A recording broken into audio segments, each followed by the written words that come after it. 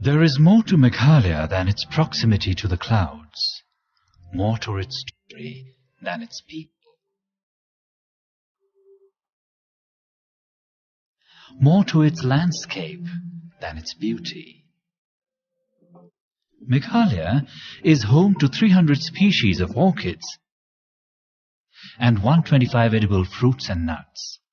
Many seasonal vegetables, spices and medicinal herbs also grow favorably in the state, and all these have proven to be plants of high economic value.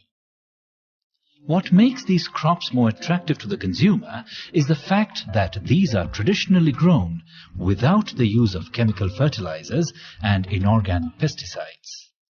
The government of Meghalaya has now embarked on a mission mode program of organic production, certification and marketing.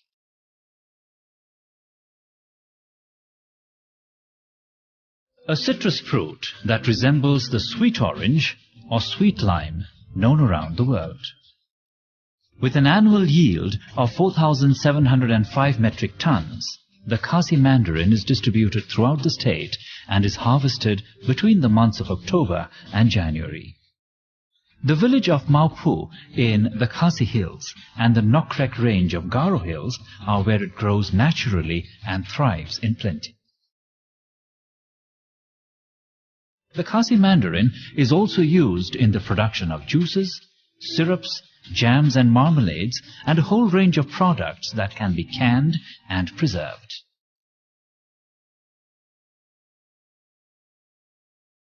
The pineapple is another favorite that grows in the rich fertile soils of Meghalaya, especially in the Ribhoi district and Garo Hills.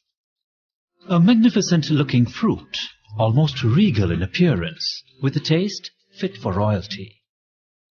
Coincidentally, it even seems as though nature has decided to crown it. So despite the annual yield in Meghalaya being 10,041 metric tons, the demand for the fruit increases every year, making it one of the most sought-after produce for domestic consumption as well as the food industry, where it has more than its share of uses in jams and jellies, juices and flavoring and the like.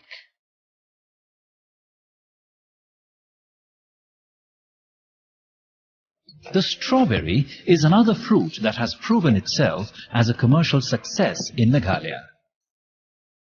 Today, Solia, a village in Ribhoi district, has been named as Strawberry Village because the entire village grows this fruit for a living. After the fruits are picked from the fields, they are packed into little transparent boxes and shipped off to the market.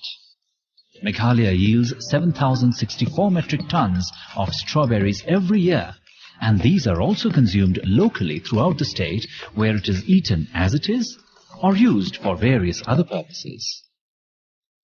Because of the strong association that strawberries have with Cupid, every Valentine's Day in Meghalaya is often accompanied by a strawberry festival which is celebrated with huge fanfare. People from all over, young and old, get together to celebrate and express this day of love with strawberries.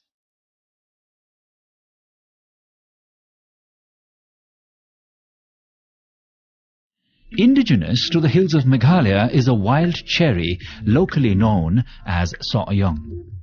Like the common cherry, it grows in bunches on a tree, but one look at it and you will definitely notice a distinct dissimilarity.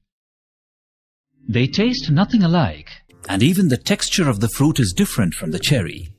Sohiong, like all fruits, can be used for various purposes, but its cider, that is often locally brewed, is something that stands out and is distinct to Meghalaya.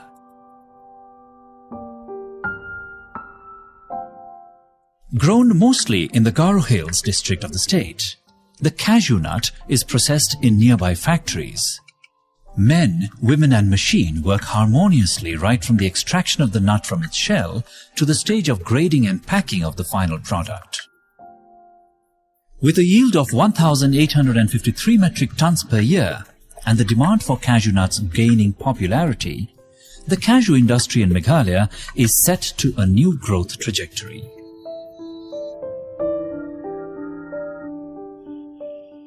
The consumption of the areca nut is tradition in most parts of India, chewed raw with betel leaf in Meghalaya and consumed as supari in most parts of the country.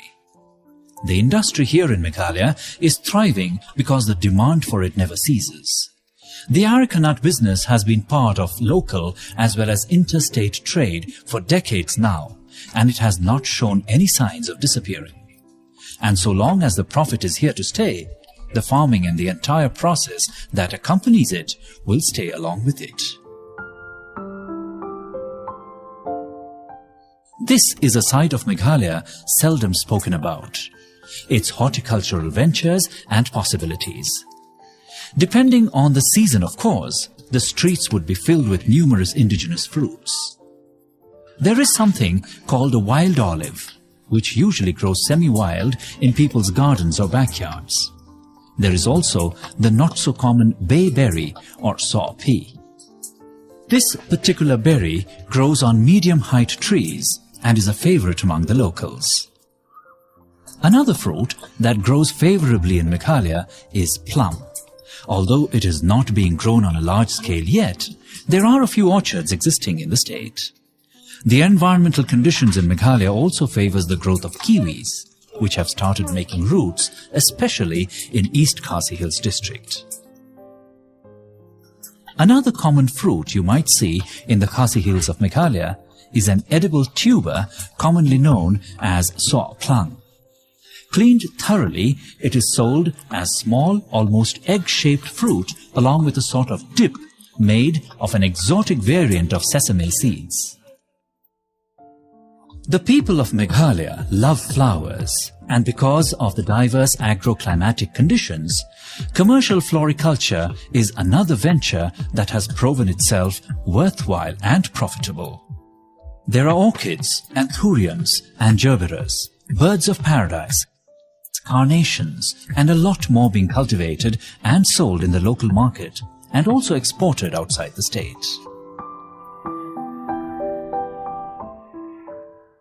Meghalaya produces 6,274 metric tons of ginger every year, which is known for its pungency and flavor due to high gingerol content.